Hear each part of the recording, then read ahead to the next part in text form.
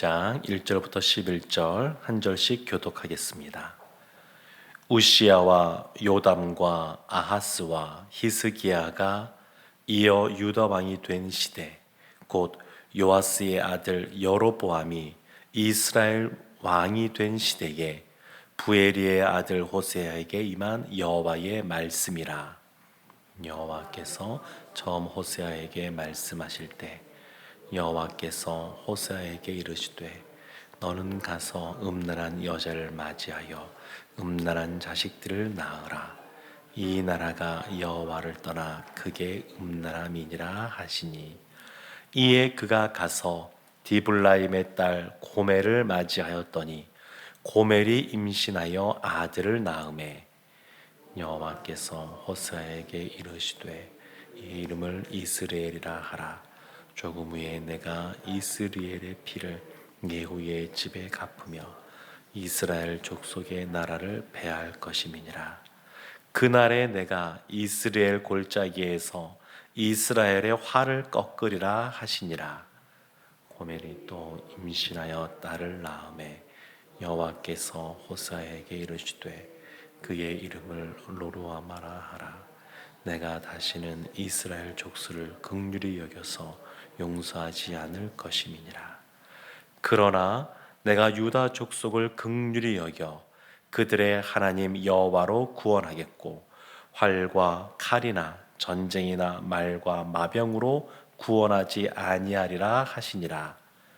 고멜이 로루아마를 젖된 후에 또 임신하여 아들을 낳으매 여호와께서 이르시되 그의 이름을 로암미라 하라. 너희는 내 백성이 아니요 나는 너희 하나님이 되지 아니할 것임이니라.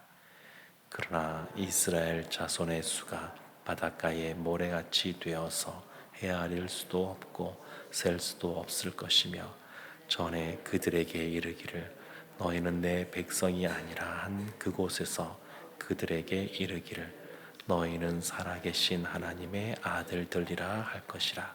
함께 보겠습니다.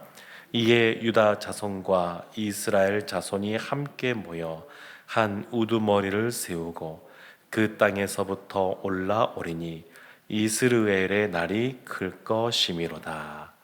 아멘. 오늘 말씀부터 호세아서를 보게 됩니다. 호세아서는 성경에 나오는 예언서, 선지서 중에서 12권의 소선지서가 있는데 그 소선지서의 가장 앞부분에 나오는 선지서입니다. 그래서 호세아서 1장은 보면 호세아서 전체 14장까지 내용의 서론에 해당되는 내용이면서 동시에 소선지서 12권의 서론 역할도 이 호세아서 1장이 하게 됩니다. 근데 이 호세아서 1장 오늘 말씀이 쭉 이어지는 호세아서와 또 소선지서 전체의 서론 역할을 감당하는데 내용은 크게 두 가지로 구분이 됩니다. 첫 번째는 호세아 선지자는 북이스라엘에서 활동하던 선지자였으니까 오늘 호세아서 1장에서는 북이스라엘이 패망할 것에 대해서 나라가 이제 힘을 잃어버리고 점점 쇠약해지고 패망할 것에 대해서 이제 말씀하고 있는 부분이 한 부분이고, 또 하나는 그럼에도 불구하고 하나님께서 회복시킬 것임에 대해서도 또 말씀하시는 부분이 나옵니다. 근데 이것은 호세아 선지자뿐만 아니라 소선지서 12권의 전체에 해당되는 내용이기도 합니다. 하나님이 너희들은 그렇게 하면 심판받을 거야 이렇게 말씀하시는데, 그것은 정말 그 북이스라엘과 남유다가 정말 망하고 그냥 죽어버리기를 원해서 하시는 말씀이 아니라 이와 같은 하나님의 그런 심판, 징계가 있지만 그것은 하나님의 그 진한 그 사랑이 그 안에 담겨져 있습니다. 그래서 그와 같은 징계와 심판들을 통해서 다시 주님께로 돌이키고 돌아와서 살기를 바라는 하나님의 그 사랑 넘치는 마음이 선지서 안에 담겨져 있습니다. 오늘 호세아서 1장 시작되는 1절 말씀에 호세아 선지자가 언제 활동했는지 그 시대를 설명해 주고 있는데 이렇게 말합니다. 남유다에서는 우시야, 요담, 아하스, 히스기야 이렇게 쭉 왕들이 이어지는 그러한 시대에 북이스라엘에 여로보암이라고 하는 왕이 있었습니다. 이 여로보암은 여로보암 2세를 말하는데 이 여로보암 2세 시대에 이 호세아 선지자가 활동을 했습니다. 물론 이 여로보암 2세 때만 활동한 것은 아니고 다른 왕들도 지나가던 시대에 있었는데 이 여로보암 2세 때가 아주 대표적인 인물이기 때문에 그렇습니다. 하나님이 이미 그 요나 선지자를 통해서 회복에 대한 말씀을 주셨는데 그래서 하나님 은혜 가운데 이 여로보암 2세 때 나라가 아주 강성해지고 경제적으로도 아주 부흥하게 되고 그러면서 솔로몬 왕 이후에 잃어버렸던 땅들도 되찾게 되고 그러니까 나라가 굉장히 아주 강성해지는 그러한 시기를 경험하게 됩니다. 근데 그렇게 눈에 보이는 그러한 삶들은 나아졌을지 모르지만 영적으로는 굉장히 어두워지고 타락하고 하나님부터 멀어지고 우상을 숭배하는 그러한 모습들이 만연해 있던 시대였습니다. 그때 하나님이 호세아를 부르신 겁니다. 호세아를 불러서 2절 말씀에 이렇게 말씀하십니다. 여호와께서 호세아에게 이르시되 너는 가서 음란한 여자를 맞이하여 음란한 자식들을 낳으라. 이 나라가 여호와를 떠나 크게 음란함이니라 하시니. 호세아 선지자에게 너 가서 결혼을 하는데 누구와 혼인을 하느냐? 음란한 여자와 결혼을 해라. 이렇게 말합니다. 그냥 번역을 굉장히 이렇게 부드럽게 번역을 한 겁니다. 음란한 여자. 원래 원에 있는 걸 보게 되면 그냥 창녀라고 이렇게 되어 있거든요. 그러니까 창녀를 너의 아내로 맞이하여서 결혼을 해라. 이렇게 하고 있습니다. 그러니까 하나님께서 선지자들을 통해서 하나님의 말씀을 예언하게 하실 때에 그 선지자들의 그러한 어떤 행동 또 보여주는 모습, 실천하는 모습 그거를 통해서 예언하실 때들이 생각보다 많이 있었습니다. 에스겔 선지자도 보게 되면 참 그런 것들이 많았습니다. 아내가 죽었음에도 불구하고 슬퍼하지 말라고 말합니다. 슬퍼하는 모습을 보이지 말라고. 그리고 7년 반 동안 말을 못하는 사람으로 행세하라고 그런 말씀도 하십니다. 그러니까 이것을 행동 예언이라고도 하고 실천 예언이라고도 하는데 이와 같은 모습을 여러 선지자들에게 보여주었습니다. 통해서 보여주었습니다. 지금 이 호세아도 마찬가지입니다. 이 음란한 여자와 혼인을 해라, 결혼을 해라 라고 하는 것은 이거 자체가 그 북이스라엘에 있는 사람들에게 보여주는 메시지입니다. 메시지. 그래서 호세아가 어떻게 했느냐? 3절 말씀 이렇게 말합니다. 이에 그가 가서 디블라임의 딸 고멜을 맞이하였더니 그가 결혼했습니다. 그리고 고멜이 임신하여 아들을 낳음에 이렇게 말합니다. 그러니까 호세아가 순종을 했습니다. 아마 이해를 했을까요? 호세아가 하나님의 말씀을 다 이해해서 또 동의가 되어서 그래서 순종을 했을까 생각해 보면 이해를 했을 수도 있지만 참 쉽지는 않았겠다 생각이 듭니다. 그 뒤에까지 보게 되면 그 정말 괴로워하는 호세아 선지자의 마음들이 나오는데 비통한 마음들이 나오는데 그러면서 하나님께서 하나님의 그 마음을 알려주신 걸 보게 되면 호세아가 다 알지 못합니다. 다 이해하지도 못합니다. 근데 하나님의 말씀이 주어지니까 그 말씀에 순종합니다. 오늘날 우리에게 이와 같이 결혼하라 이런 명령은 주어지지 않을 겁니다. 왜냐하면 이미 호세아 선지자를 통해서 그 영적으로 하나님 앞에 음란한 그 세대 가운데 이 음란한 여인과의 결혼을 통해서 얼마나 그 세대가 하나님으로부터 멀어져 있고 우상을 숭배하는지 이미 보여주셨기 때문에 오늘날 우리에게 이렇게 음란한 여자를 맞아요 결혼해라 이런 명령이 주어지지는 않겠지만 그러나 우리가 늘 마음속에 어떤 마음을 갖고 기도함이 있어야 되냐면 하나님께서 말씀하시는데 내가 이해가 되지 않고 그리고 동의가 되지 않고 그게 맞나 싶은 하나님의 명령이 주어진단다 할지라도 적어도 우리가 그 말씀에 순종하겠습니다.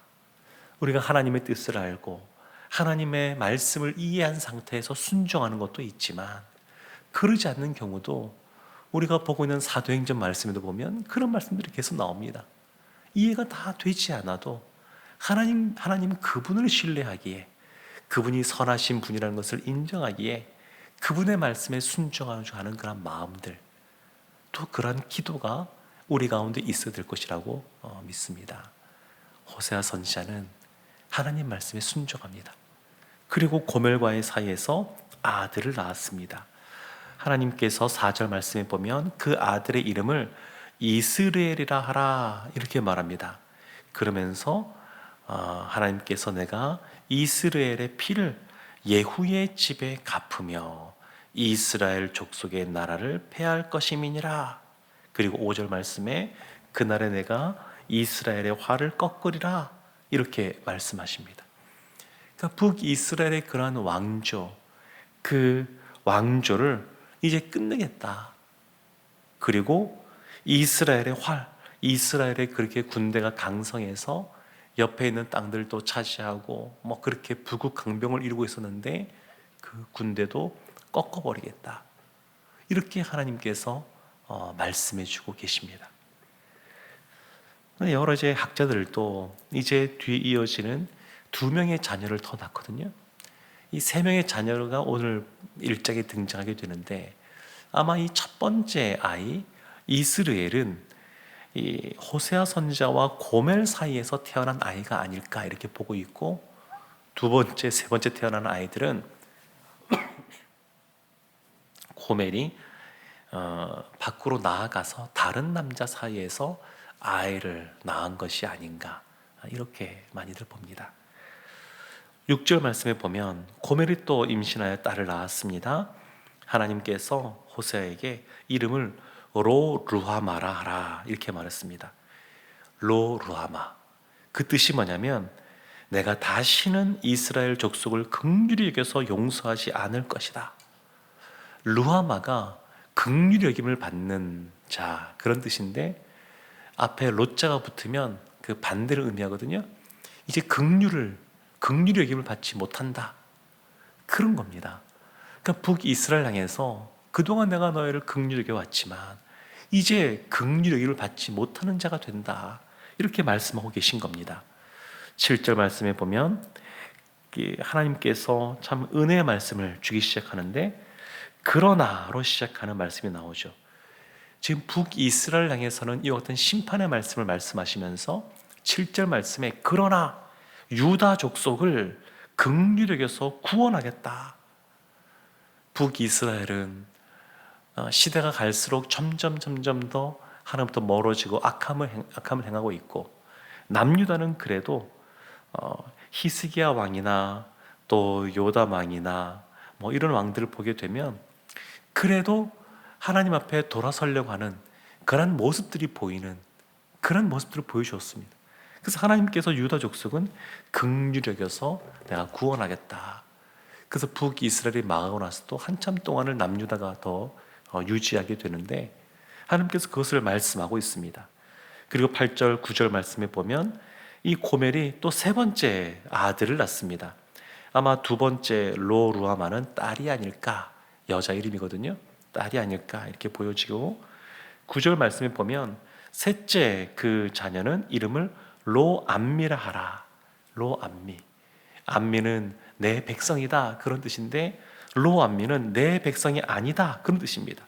그러니까 이름이 점점 하나님께서 내가 긍휼히 여기지 않을 것이다, 더 나아가서 이제는 내 백성이 아니다, 이렇게까지 지금 말씀하고 계신 겁니다. 그럼에도 불구하고 하나님이 위로가 되고 우리에게 소망이 되는 은혜의 말씀을 이어서 주고 계시는데 10절 말씀에 이렇게 나옵니다. 그러나 이스라엘 자손의 수가 바닷가의 모래같이 되어서 헤아릴 수도 없고 셀 수도 없을 것이며, 전에 그들에게 이르기를 너희는 내 백성이 아니라 한 그곳에서 그들에게 이르기를 너희는 살아계신 하나님의 아들들이라 할 것이라. 그러니까 하나님께서 다시 회복시켜 주실 것에 대해서 말씀하고 있습니다. 선지서 보면 너희가 나라가 망하게 될 것이고 포로로 잡혀가게 될 것이고, 그렇지만 하나님이 다시 돌이켜 줄 것이다, 다시 돌아오게 하실 것이다, 이런 말씀들을 반복해서 주셨는데, 호세아서 1장 말씀에 이미 그것을 하나님께서 알려주고 있습니다. 이어지는 호세아서 2장 1절 말씀엔 이런 말씀이 있습니다. 너희 형제에게는 암미라 하고 너희 자매에게는 루하마라 하라.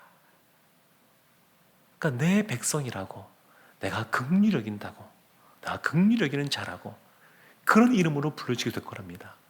앞에 롯자가 붙어서 내가 이제 긍휼히 여기지 않을 거야, 내 백성이 아니야, 이렇게 했던 것에서 이제 그 롯자를 떼어버리고 너는 내 백성이고 내가 너희를 긍휼히 여긴다, 너희는 긍휼히 여기 받을 자다, 이렇게 말씀해 주고 계신다는 겁니다. 사랑하는 성도 여러분, 참 우리가 호세아 선지자와 같은 명령을 하나님으로부터 받지는 않겠지만 하나님의 말씀이 우리에게 주어졌을 때에 우리가 정말로 주님 앞에 순종하고자 하는 마음으로 나아가기를 원합니다. 더불어 이 새벽에 이 자리에 나와서 기도하시는 분들의 이러한 신앙의 모습도 하나님이 기뻐하시고 이뻐하십니다. 왜 이 말씀을 보면서 이렇게 항변하는 분일 수 있죠? 왜 북이스라엘은 패망한다고 말하고 남유다는 구원하신다고 말씀하십니까? 왜 남유다는 긍휼히 여긴다고 말씀하시고 북이스라엘은 더 이상 긍휼히 여기지 않는다고 말씀하십니까?